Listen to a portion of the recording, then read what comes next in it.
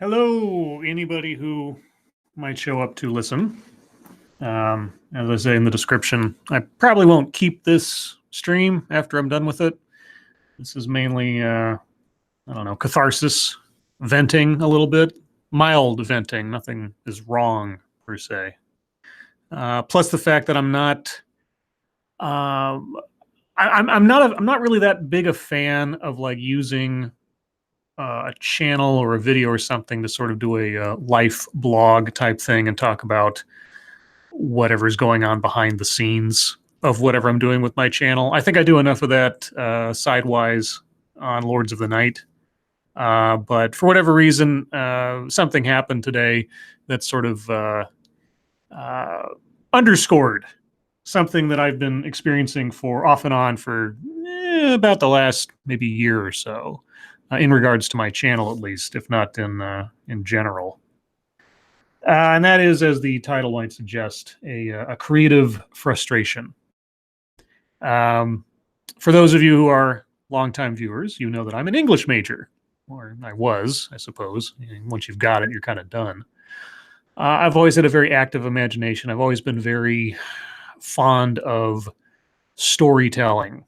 I got a lot of that need in me fed when I was involved in a role-playing group, because it was a dynamic storytelling experience, very symbiotic. You know, you came to the table, literally or figuratively, with your part of the story, and then somebody else would add on to it, and you would react. You know, and slowly over the course of time, you would build a narrative together, develop a character, create a little world building. And it was almost the most perfect environment for the way my brain works. I have a very hard time sort of self-generating stories or ideas. For whatever reason, the way my brain works, I work much better with having some outside person or entity or whatever, or setting, you know, like if you take like writing a story within the universe of Star Trek or something, fan fiction kind of stuff. I've always been much better with that. That's why, for those of you that have been viewers of Lords of the Night for a long time, that's why the ads I did for that period of time, I had such energy for, because really all it took for my brain to get going was somebody to throw 3 words out at me, like, I want a movie trailer about a monkey in a time machine or something, right? That's all I would need, and my brain would get cooking. I got overwhelmed by that, which is why I stopped doing the ads, because people were, I mean, and this isn't a complaint about people's excitement or enthusiasm over it, but at a certain point, you know, even my creative juices could get burnt out, and that was part of the problem, is that I was having to come up with, you know, 10, 11, 15 different unique ideas and scripts. And, you know, it might not sound like much. Oh, just write 6 or 7 sentences to cover someone's request of an ad. But you've got to come up with 6 or 7 sentences times 10 or 15. And each one of those little blocks has to be its own unique idea, own unique title, own unique concept. So to a certain extent, I enjoyed it, because it really was my, you know, that kind of thing was my forte. But yeah, since I don't have the gaming group anymore, that ability for me to come up with something to alleviate my creative impulse isn't as readily available. Oh, people have actually shown up for this. I hope I don't bore you. If I do, by all means, go watch Monkey or Satsu fight zombies or something. Hello, Sweet Chili Tea, Claxton Byar, Ginger Snap, Chicago Mike, MCR and Doniger, The Bat Douche, Dark Lyle, Professor Chaos, and Gulf City. Oh, holy cow. William Savage, thank you. Well, Fudge, thank you for the rando stream. Much lust and hate. Well, I hope I you know, live up to your generosity. Thank you. And hello, Check Your Logic. Is this because Weibo's not streaming? No, this is because my video production rate, as maybe longtime viewers will have noticed, has fluctuated wildly lately. And by lately, I mean the last 6 or 7 months or so, I'd say. When I first started this channel, I was cranking out, you know, I'm not going to lie, it was something like 3 or 4 videos a week. I was just on a tear because it was all new to me and I didn't know what the fuck I was doing. I was making it up as I went along. And every time I did a search on Google or I just kind of looked in a couple places, I'd find something that just completely caught my brain and I'd have something to say. If you go back to my old videos and you check the dates on those things, like I say, it was like I was cranking those suckers out. But over time, I started slowing down a bit, taking a bit more time with my scripting and things like that. And then, of course, the show came along. Now, might not seem like it, but even though we only do 2 hours a night, that's 2 hours every night. And I do about, I have to sort of mentally set aside about an hour ahead of that just to get the stories together and sort of get all my other things squared away so I can sit down for 2 hours and not do anything else. And on top of that, I have a full-time job and I have to be up in the morning to do that full-time job. So when the show came around and it was a 6-night-a-week thing, or well, in the beginning, it was an every night a week thing, that actually really cut into my mental and sort of temporal ability to produce videos the way I used to. Because I was, doing a show every night and that took time out of my schedule. Not that I had a schedule. Like, this isn't my job. I'm not under any obligation or time constraint to do anything on any particular level, except for my own sense of, responsibility and my own need to create something. All the same, I sort of have this in the back of my head, obligation, expectation for myself, if for no one else, to, keep the channel alive and with new stuff coming out. And by the way, just as a preamble, this is not any kind of, resignation letter in live stream form of my channel. I'm just venting about certain things that I've sort of constructed for myself. And I've said it in so many words before on Lords of the Night, but I think I came up with a much more eloquent way of describing why I'm running into a wall more and more lately. Now, those of you who have watched my channel or watched my stuff for a while will know that for the most part, that's not 100%, but for the most part, I don't do videos on current events per se. I don't do videos on like the latest scandal to hit YouTube or the latest nonsense to come out of a specific content creator or something like that. And also, this isn't me being, condescending to those that do. It's just a different style for me. I more focus in on topics, toxic masculinity, authenticity, or bring your whole self to work, diversity and inclusion initiatives, feminism, social justice and education, so these big high level things. Occasionally I do some random weird video I come across, like, let's design hiking pants for women so that they can pee in the woods, those one-offs and stuff. But I generally do topics of interest, topics of conversation. The problem is, at least the problem that I'm encountering, is that if you take any, let's say, 4 videos of mine that are relatively on the same topic, if you take any 4 videos I've done on toxic masculinity or diversity and inclusion initiatives, and you watch all 4 of those in succession, more likely than not, you will have heard just about everything I have to say in general terms on that subject. Because, occasionally I come across a speaker or a presenter or a company or something that's delivering the notion in a unique way or a way that I haven't heard before. But overall, after a certain point, I'll be at work and I'll be working along and I'll have something playing in the background while I'm working. And usually I'll be looking up, 5 or 6 videos of topics that I find interesting or controversial, and I'll have them on a playlist and I'll just have them playing until something catches my brain that could potentially turn into a video of mine. And as time goes on, I am less and less surprised by what I hear from people, even different speakers, even different sources. And consequently, once you've heard it all and you have nothing new to say, so to speak, so to speak, but nothing new to say, so to speak. That's great. That's great, Scribe. Good job. I get bored. It's like, what am I going to say about this subject that I haven't already said? And as soon as I get to that mode, I kind of go like, well, I'm not going to make a video just to make a video, even if it's on a subject that I, take exception to or find ridiculous or whatever else. Just keep hammering away on the same topic over and over again in the same way. I'm going to get bored of it. I don't know if my audience will get bored of it. Not everybody binges my videos and has seen every video I've done on diversity and inclusion or something. But for myself, I do this channel mainly for me, to, like I say, have a creative outlet to express my frustrations or my bewilderment about the world around me and the things going on.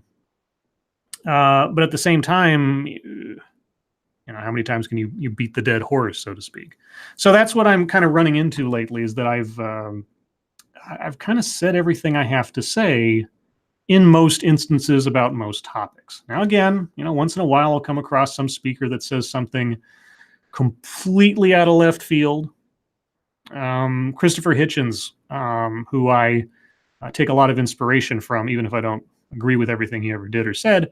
And I'm paraphrasing here, but he was giving a presentation once, and I think it was with Sam Harris and a couple other people. But in the last 8 years of his life, Christopher Hitchens made a bigger name for himself by debating religious figures, either scholars or clergy and that kind of thing, about the nature and existence of God and the afterlife, etc.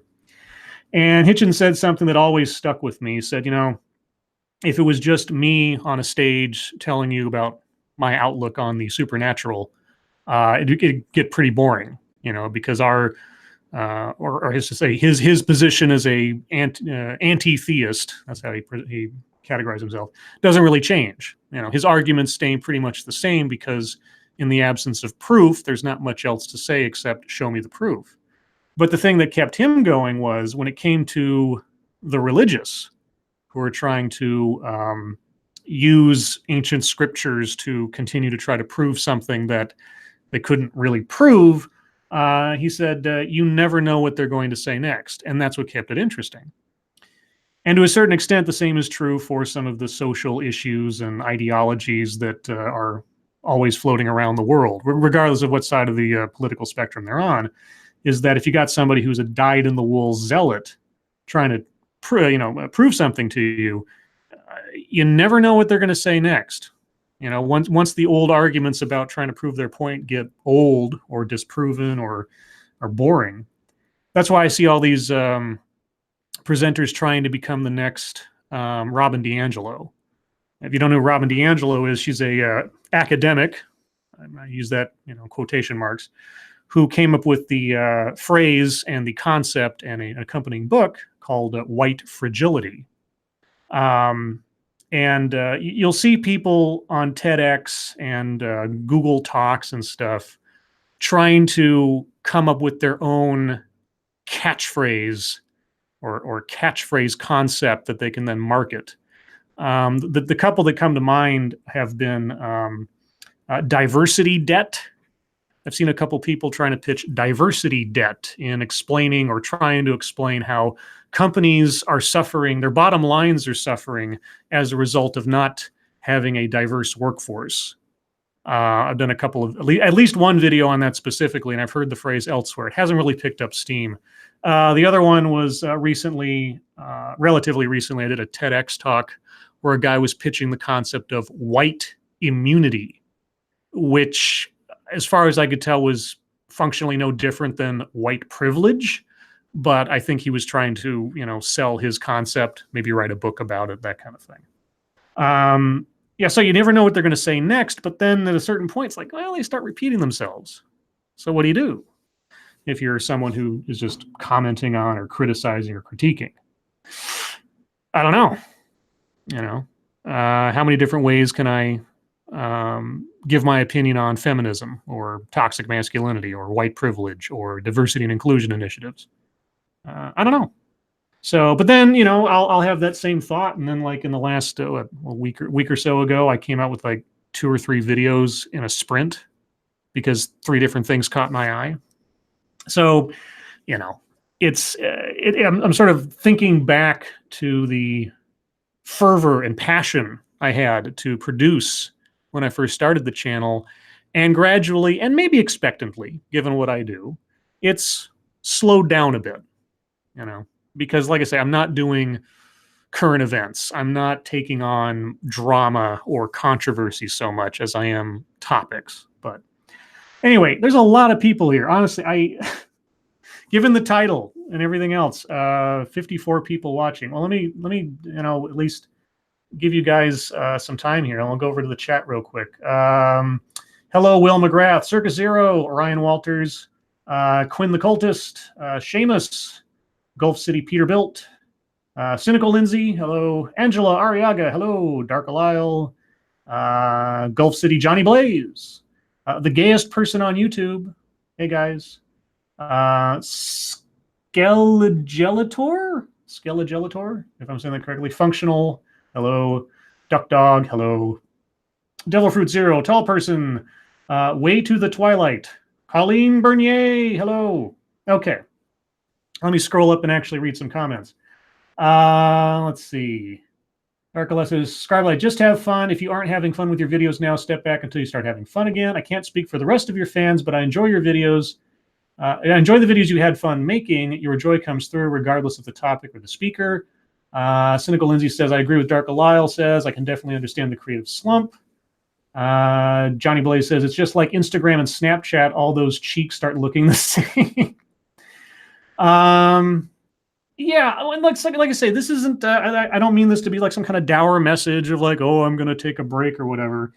And if you've been watching my channel, I rarely, if ever, give kind of like personal updates or channel updates or anything like that. The last I can think of is when my computer completely died, and I sort of vented my frustrations over how that happened. I don't find those things very interesting in some ways. It depends on the channel, I guess. It depends on the content. In this case, like I say, I'm just kind of, okay. As my brain goes in 5 different directions. This is also one of my problems. The reason this sort of came to a head today, so to speak, is, as I mentioned on the show, I think the last couple nights, today was me meeting up with my sister to work on a sort of creative project. I won't go into too many details, but involves writing and coming up with a story and that kind of thing. Because my sister and I, who have completely different lives and completely different sort of, have had completely different paths in life, have sort of both come to the same point. We're both in our own ways in this sort of creative malaise at present. She has an entirely different outlet for her creativity, as do I, obviously. But at the same time, both of those things involve writing and coming up with stories. And so we decided to sit down and just sort of try to brainstorm and work together on something, as brother and sister. And I got to say, just as a side thing, compared to a lot of people I know with siblings, and I don't know how common it is amongst you guys, I am so glad that I have such a healthy and good relationship with my sister, because I know a lot of people in my life and elsewise who don't, and it's I'm glad for that we can we still like each other after all these years and everything else. But we sat down today in a coffee shop to sort of try to hash out a story, and we both immediately ran to the same wall. It's like, what can we possibly come up with that we're not just either intentionally or just sort of by osmosis cribbing from some other source? What story hasn't already been told? What dynamics could we possibly think up that isn't just going to be at best an homage to something we've already seen? And that's one of the things I've always run into when thinking about doing something self-generated. What can anything I could come up with is just going to be something that I'm sampling from 20 things that I've either come up with in the past, or TV shows that I've watched, or movies. And if I do come up with something, how do I know it's not just completely derivative or even like accidentally copying some greater thing. I think that's one of the negative consequences of so much mass media and information is that you can't necessarily legitimately come up with something original in your own little sphere of the world because everything is accessible, everything comes at you all at once. And so that she and I sitting there and both of us running into the same sort of like, what do I come up with that hasn't been said or done before? Sort of fed into my same I don't know, frustrations or difficulties in sort of finding subject matter that really grabs my brain now versus when it did very easily in the past. Tail feature, fucking Mew. The Demo Man 57, hello. Silver Firefly, hello. Gilded Liberty, hello. Wandering Lisa, hello. James Colley, hello. Let's see. Lindsay says, I have a great relationship with my siblings too. I just wish one wasn't so busy and the others didn't live so far away. Yeah, like I say, I'm lucky my sister's just across the way, essentially. Well, it's a relatively short trip between her and me, which is nice. James Colley, story, do you flesh out the joke to cannibals are eating a clown? One looks at the other and says, does this taste funny to you?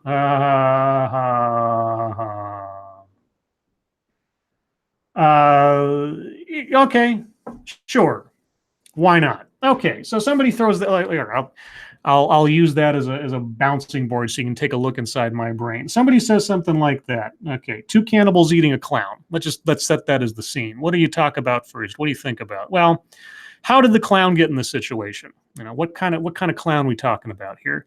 Well, to be stereotypical, let's just say the clown was in a circus, right? Okay, and the circus is, I don't know, traveling from one part of the world to the other. Now, how would a clown end up with a couple of cannibals? Well, you can't exactly fly necessarily a circus to a far off place, so they had to have been on like a freighter or something, like a big ship, right? And so Ringling Brothers Circus or whatever, Circus X or whatever is on this ship, and shipwreck, runs aground, whatever else, and the clown washes up on the shore. Now the clown doesn't have his makeup on; it's got to be washed off and everything, right? But it's all smeared. Let's say he grabbed onto flotation device or he got in a life raft before the ship went down or whatever. Yeah, but why is he wearing his makeup? He'd just be a guy. Why would he be dressed up and I haven't actually reached the place yet? Oh, well, you see, he was putting on a show for the crew because they were bored or he was trying out some new tricks or something. And it just happened to be at that point that the ship ran aground or crashed into something. So he ends up on this remote island. And, he's disheveled. He's not in his best clown uniform or anything. But the people on this island, they're, one of those sort of isolated from the rest of the world type deals. They're native, they're indigenous. They don't know about these things. So they see him as some,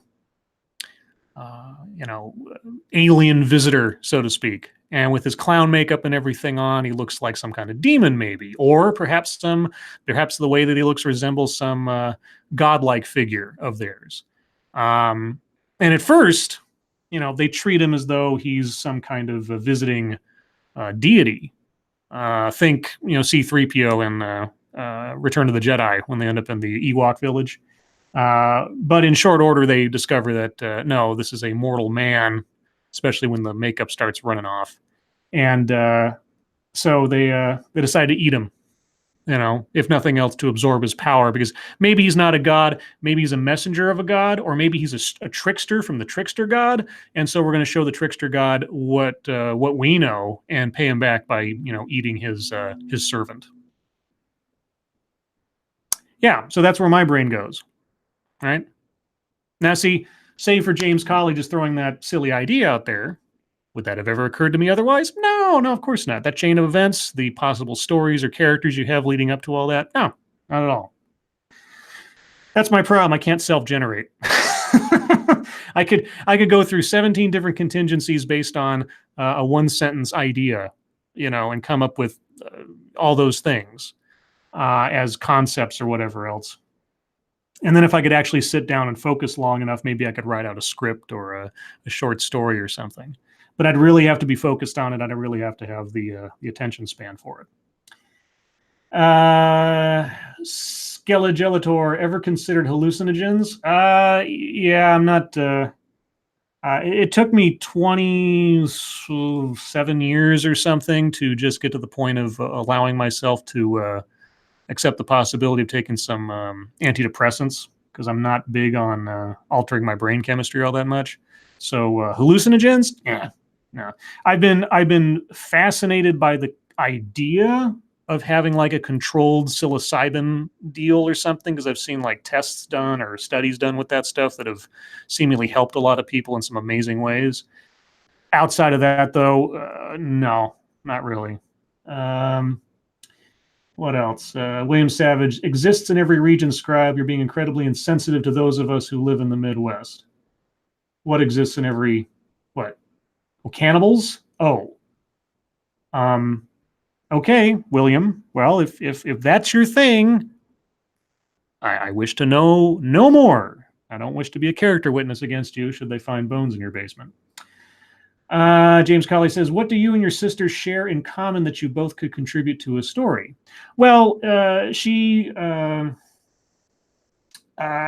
to be a writer for television as she was going through school. That didn't work out. She ended up in a different a different industry completely, not unrelated to television and stuff. But she's also been a very avid storyteller in her own way, although she deals with more like real life stuff, observing reality kind of thing, whereas I've always been a creative writer. Like I said, we both ended up in completely different sides of the equation life-wise, but we kind of share that element to both ourselves of just telling stories. So that's how we kind of came to, let's do this project together, or try just something to keep ourselves going. Let's see. Angela Arriaga, oh, my brother. Okay. We're talking to each other. Okay. Duck Dog, she's a moth storyteller. Moth? I think I know what you're talking about, but I'm not sure. Anyway, so like I said, I don't know there's much else for me to talk about here. W.R. Costin says, I wonder if Scribelight has ever considered writing stories for YouTube and telling them, or having someone, like Sinatra says, read them. Well, funny you should say that. I do have a story that I wrote and read for YouTube on my channel. It was a Halloween story for SDA and Weibo show. You can find it on my channel here. I think I put it under the soapboxing playlist, I think. I'll have to double check that. But SDA, like a month or two in advance of Halloween, asked me to write a Halloween fan fiction story for their Halloween episode. And just her asking me to do that was enough to sort of set my gears in motion. And I cranked out a slightly Lovecraftian story, We're using sort of the antiquated language, beats and everything of a Lovecraft type deal. And then eventually I took that and I, recited it, recorded that, added a couple of sound effects and music, and there you go. And funnily enough, I was thinking about maybe doing something like that again. I have a story. I've got a whole like file on my computer of just like bits and pieces of short stories I started on and off over the years that I never really finished or could probably do with a revision. Nothing that I've ever published elsewhere, so it wouldn't be anything you could find anywhere else, presumably, unless I just don't have any original ideas. And maybe doing another one of those. But I think the problem, so to speak, with the way I do my videos is that I'm not reactionary to what's going on right now. I'm not doing current events. I'm not doing news stories and things like that. Occasionally, like I say, you'll find a handful of videos out there where I'm reacting to something that's just happened, like Elizabeth Warren giving an interview, or the Las Vegas shooting. I did a soapbox on that. So occasionally, but generally speaking, and the other thing too is that when it comes to current events, I am so slow on pulling the trigger on that stuff because I take a couple of days to do my videos. And with my full-time job and everything, I don't really have time to crank out a video on something that happened just yesterday kind of thing. And so by then, Sinatra's covered it, Monkey's covered it, Satsu, Pat, Sargon, all these guys, they're already on it because that's their forte. So I kind of feel like I'm a little bit behind the pack if I try to touch on a subject that's been covered 17 ways from Sunday by the time I get to it. Let's see, Angela, and I say Angela Ariaga. I would love a short story series from you. Well, we'll see. Duck Dog says The Moth is a PBS radio storytelling show. I thought that sounded familiar. James Colley says, real life in your hobbies of serial killers. How can y'all not come up with some great ideas? Yeah, well, the serial killer thing, I was thinking about that too, but then I was like, there are so many serial killer little biography documentary videos out there, even if they're completely simple, just like still frames and somebody talking. And I again, sort of in my own mind, I think to myself, I wouldn't have anything new to say. What could I possibly say about like Ted Bundy or Chris Watts or Randy Kraft or Jerry Boudreau or any of these guys that hasn't already been said 17,000 times? Thank you again, William Savage. That story was tight as fuck. Do it for Sinatra. I guess I don't know. The short version here, if there is a short version, I know it's already too late to do a short version. Either I have to find some new topics to take a look at, or I need to spread my wings and find something else to do.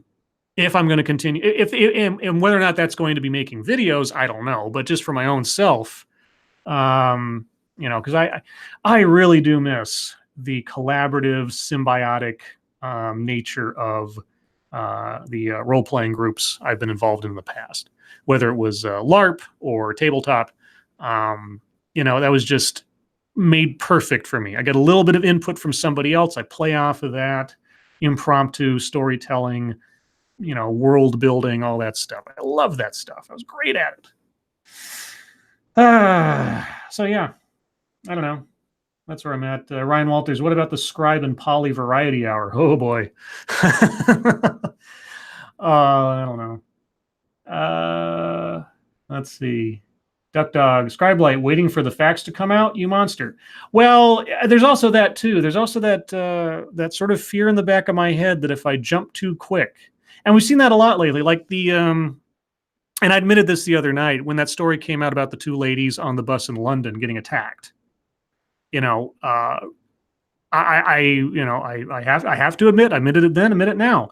At first I was like, well, I'm going to wait until they make an arrest or video comes out or something, because after Jussie Smollett, after any number of other instances where an attack has been claimed, until there's a corroborative set of information, I remain skeptical, right? So if I come out and say, oh, that is a horrible thing that happened, and I hope they catch the people that did it, etc., you'd be in a safe territory to just sort of immediately accept it as something that happened. Because if it turns out it was a lie, well, then you are as much a victim of the lie as everybody else. On the other hand, if I say what, unfortunately, my cynicism has led me to have to sort of withhold judgment to a certain degree and said, I don't think this actually happened, and then it turns out to be real because, they made a bunch of arrests and they have witnesses and things, then I look like an asshole. So other than just coming out and saying, hey, let me read you this story that just says 2 women claim to have been attacked and here's a photo, without giving an opinion one way or the other, just to be safe, how exciting is that, right? And so, yeah, I don't know. It's one of those things where I'm sort of hesitant to pass judgment or make an observation or prediction on something like that, especially when it comes to a crime, without waiting for more info. And of course, by the time I wait for more info, another day or two has passed and 20 people have done videos on it and there's nothing new to say. So what do I have to add to that? Yeah. So anyway, the frustrations of a small-time YouTuber, I suppose. Let's see. Angela says, Scribelight, that's exactly the outlet I get from Renaissance Fair gigs I do. Yeah, Renaissance Fair, you got arts and crafts, you have role playing, you have, research and history. I know lots of people who did Ren fairs, and the amount of work they went to either, whether they were building their guilds or making their arts and crafts, sometimes which were, the kind of stuff you'd see as store-bought quality, or blacksmithing and armor making, and the people that put together chainmail, how much patience and time that takes. Like, holy cats. Never quite understood that, but always admired it. Anyway, yeah, I don't know if I have anything else to say about this. This is just a little rant, little venting, little catharsis. I didn't expect 60 people to show up to hear me, whine about my inability to come up with something new to say about feminism. But if my last video with the two ladies standing up there talking about their pee pants, for lack of a better phrase, doesn't tell you something, there's always something floating out there that'll just go, what? Really? Or the communist roofer, or sorry, the Marxist roofer. Sometimes the WTF just never stops flowing. It's just a matter of me coming across a WTF that really, sometimes I'll be watching a video that's 20 minutes long and I'll just be bored to tears because it's like, okay, I'm hearing what you're saying, but I've heard this all before. I've already said things about this. And then I'll flip to another video that's like 30 minutes long, and whatever they're saying gets my brain cooking for the entire deal. And that's why I get those really long videos sometimes, is because I just can't let these things go. There's part of me that wants to be a completionist. I don't want to leave anything out. Sometimes I just have to rein myself in. So I know that it's not necessarily a matter of the length of the video or the subject matter per se. It really comes down to the presenter and what their argument is, and if it happens to click in my brain. And that can happen with a 3-minute video that I'm watching or a 30-minute video I'm watching. It really doesn't, it really makes a difference as to whether or not something hits me on a particular day. But hello, Chaos Eve. Hello, Belize Fire. Yeah. Anyway, I don't know if I have anything else to say, and I appreciate you guys coming out to listen to me yap for a few minutes. And William Savage, thank you so much for your completely appreciated but unnecessary generosity. It's just me ranting here for a second. Yeah, and, creative frustrations, writer's blocks, whatever else. These are not new experiences for me. Over the course of many years of either writing or role playing, or trying to come up with an ending to a story, or try to come up with something else, or whatever. And even in the YouTube realm of things, this current period of sort of lull, not LOL, but LUL, or LULL, depending. This isn't the longest lull I've had when it comes to making videos, but I just find myself in this place more and more often lately, and I think that's kind of what's getting to me. So yeah, I don't know. I have some ideas about what I could do. It's just a matter of sort of getting myself moving to do it. So Duck Dog says, I prefer your rants to others. Well, I guess I can appreciate that. Thoughts from the dryer. I stumbled on an Owen Benjamin video about Sven the computer and Crowder. It was bizarre, including moon landing, hoax, belief. Anyone else see it? No. I'm still not 100% sure on who Owen Benjamin is. I'm always amazed at these names that I recognize, but I no idea. Or these YouTubers that come out of the woodwork with some scandal who have like 17 million subscribers who I've never heard of before. It's kind of odd. People who think they're a big deal because they've got a zillion subscribers or something.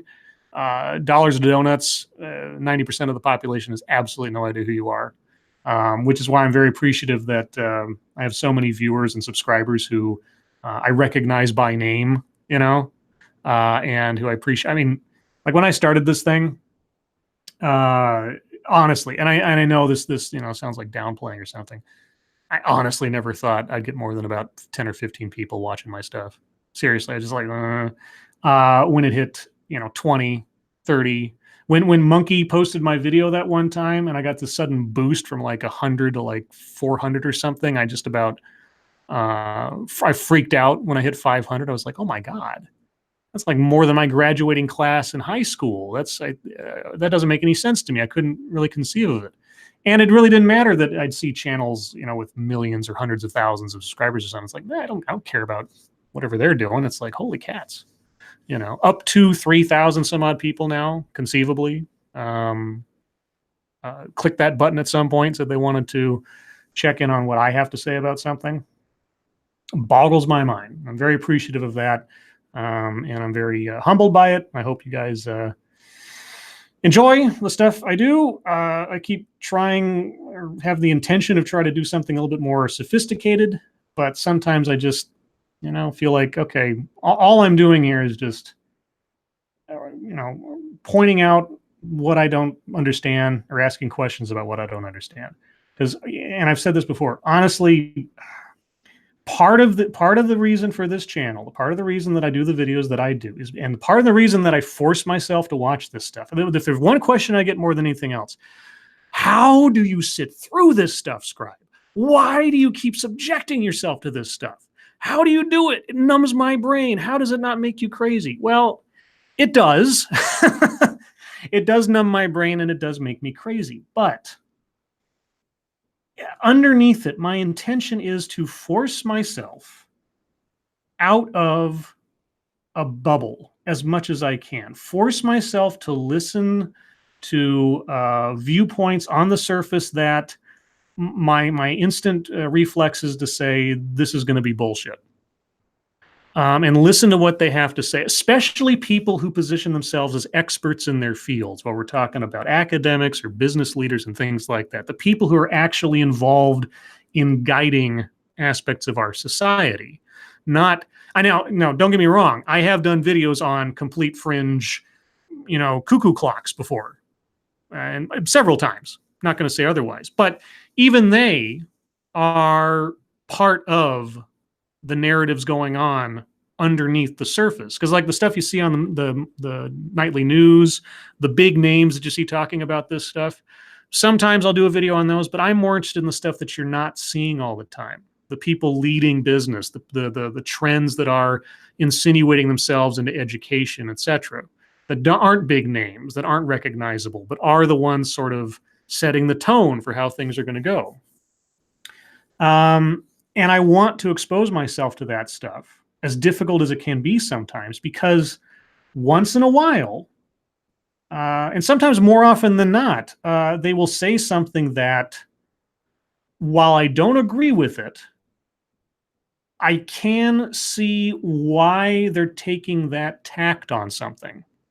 I could understand it, And whether I agree with it or not, that's not the point. That's something a lot of people keep forgetting these days. You can entertain an idea without accepting it. Listen to what somebody has to say. Listen to what their argument is.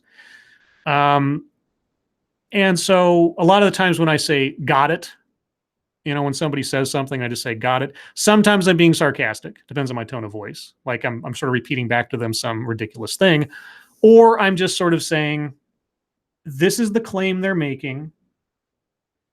I don't have to counterpoint it so much, except to just let it hang in the air, right? It's like they say something, and you just have to stop and consider it. When I say got it doesn't mean that I'm agreeing with it. It's just that I have acknowledged that you've said this thing. And if I have something more to say about it later on, or if there's some counterpoint or some contradiction, we'll get to it. But sort of drawing a line and saying, this is a claim you've said, I'm going to set it over here. If I follow up on it later, maybe not. If I have some outright disagreement with it, I'll say it. Otherwise, we'll just let it sit. Because all of us exist in a bubble of one sort or another.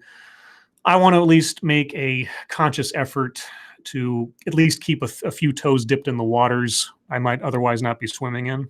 So that's why, underneath it all, that's why I look at the stuff that I do sometimes.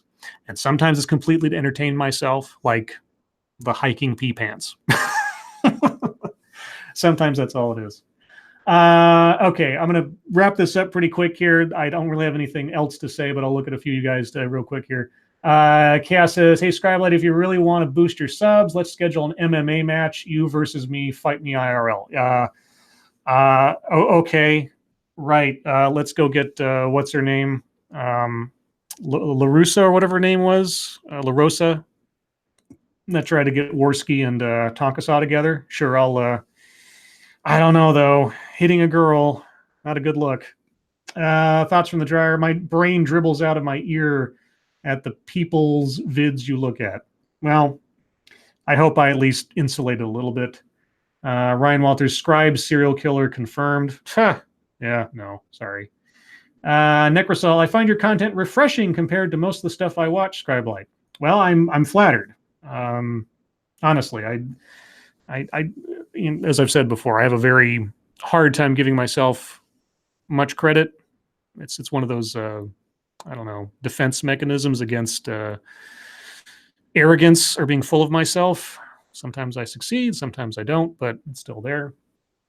Chicago Mike says, what I've learned by your videos, women need pee pants when hiking and no idea what diversity debt is. I'm sure there's another TEDx video that will start your creative juices flowing. Oh, I mean, so again, I don't want to make any false promises or anything. There was a couple that I came across the other day, 2 TEDx videos, but they were TEDx youth videos, you know, like 15 to 17-year-olds or whatever. I usually avoid those because I don't really feel good about, you know, trouncing children, people who aren't really fully developed yet. You know, they're kind of, everybody who's young says things that may or may not make a lot of sense or anything, and I don't really feel comfortable sort of razzing on kids so much.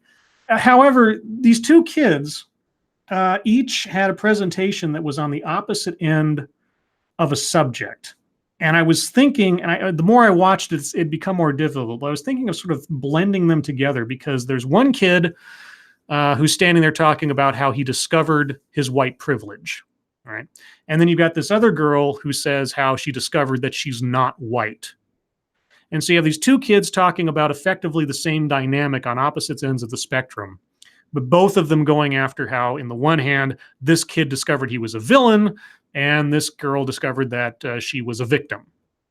And their stories, at least to a certain extent, kind of progress similarly. Like the one kid said, you know, I didn't really realize what white privilege was until I moved away from home and saw at the college that I went to all the diverse faces, and I realized how much of an advantage I had. And then the other girl goes out, I didn't realize I wasn't white until I was playing with my friends and we were comparing our tans, and I saw that I just always had one, or something like that. And I was thinking about going back and forth between the 2 and sort of doing it sectionally, like call the first part The Discovery and show the part where the kid discovers that he's got white privilege, and then jump over to the part where the girl discovers that she's not white, and then sort of progress on. I have ideas like this. Whether they work out after watching the videos and seeing if I can actually do that is kind of beside the point. So I've always got ideas. It's a matter of execution. It's a matter of really making it work, that it's something that I want to put out there. So anyway, I said I would wrap this up. So anyway, guys, everybody who showed up, thank you so much for dropping in. Really appreciate it. I might just leave this up for the heck of it, put it into soapboxing as one of those things. So Irish Rose, Duck Dog, Angela, Darkalisle, Melissa, Chicago Mike, everybody who I named off and otherwise, thank you for showing up. Frosted Glass, latecomer, but yeah. So guys, hope you have a good Sunday. And if nothing else, I will talk to you all tomorrow on Lords of the Night on Satsu's channel. So everybody have a good evening, stay safe, and I'll talk to you later. Bye-bye.